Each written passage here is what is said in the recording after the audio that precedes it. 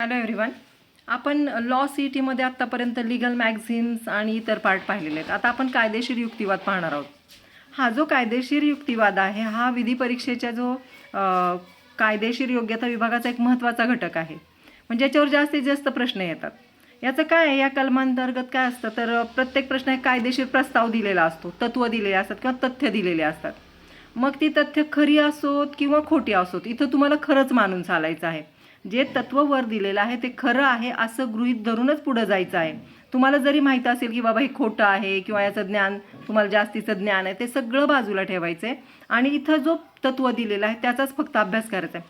मग हे तत्वाचा अभ्यास करत असताना काय करायचं आहे तर तत्व कुठलं आहे आणि त्याच्या खाली आपल्याला कुठला पर्याय दिलेला आहे ते नीट वाचायचं आहे.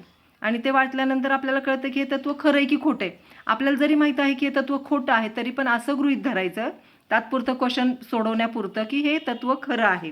ओके, तर हा विभाग का टाकलेला आहे? या विभागाचा महत्त्वाचा उद्देश काय माहिती आहे का, तर तुमचा कायद्याचा अभ्यास व्यवस्थित व्हायला पाहिजे. तुमची संशोधन करण्याची पात्रता आहे का, तुमची योग्यता आहे का, आणि जर समस्या सोडवण्याची क्षमता आहे का तुमच्यामध्ये. कारण आपण जेव्हा लॉ करतो किंवा आपण जेव्हा वकील बनतो किंवा काही ज्युडिशरीची हे करतो तेव्हा आपल्याला काय पाहिजे असतं तर एक तत्व दिलेलं आहे आणि त्याचं रियालिटी चेक करायची आहे.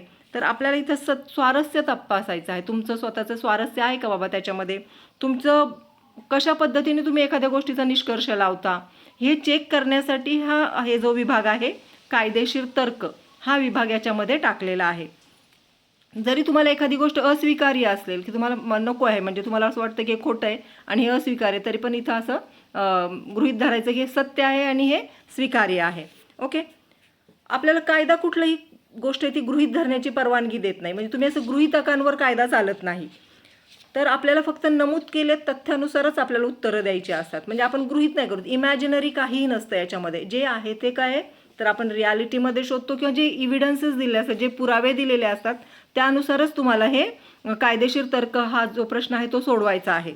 ओके, तर हा प्रश्न सोडवताना लक्षात ठेवायचा आहे की काही उदाहरण दिलेलं आहे, मग त्याची कशी विभागणी करायची, कशा पद्धतीने त्या तत्वालाच प्रश्न विचारायचे आणि त्या तत्वाला प्रश्न विचारल्यानंतर जे तत्व वर दिलेलं आहे आणि त्याचं एक एक्झाम्पल दिलेलं आहे खाली. ओके, ते एक्झाम्पल दिलं जातं, त्या एक्झाम्पलशी कनेक्ट करायचं. फॉर एक्झाम्पल एक तत्व आहे की एक 16 वर्षाचा मुलगा आहे किंवा 15 वर्षाचा मुलगा आहे, त्याला कोणीतरी मुंबईला घेऊन जात आहे, पालकांची परवानगी न घेता मुंबईला घेऊन गेलंय. मग हा अपहरणाचा गुन्हा आहे किंवा नाही. ओके, आणि वर एक तत्व दिलेलं असतं तुम्हाला की जर समजा 16 वर्षाखालील मुलांना त्यांच्या पालकांच्या परवानगीशिवाय पालकांच्या ताब्यातून दूर नेलं तर तो अपहरणाचा गुन्हा आहे. मग तुम्ही तिथं ती व्यक्ती त्याची नातेवाईक होती का, त्याचं कुणी जवळचं होतं का, हा विचार नाही करायचा. तुम्हाला फक्त लक्षात ठेवायचं की तत्व काय आहे की 16 वर्षाखालील मुलाला जर समजा कुणी त्याच्या पालकांच्या परवानगीशिवाय त्यांच्या कस्टडीतून दूर घेऊन जात आहे तर हा अपहरणाचा गुन्हा आहे, हे तुमचं तत्व आहे. मग एखादी व्यक्ती अशी घेऊन गेली तर तुम्ही त्या तत्व जो प्रश्न विचारलेला आहे त्याच्याकडे नीट लक्ष द्यायचं आणि तत्वाला प्रश्न विचारायचा आहे आणि याच्यातून ह्या प्रश्नाचं उत्तर शोधायचं आहे. ओके, तर आता पहा, हे जे हा महत्त्वाचा पार्ट आहे, याच्यावर खूप सारे प्रश्न येतात. थँक्यू.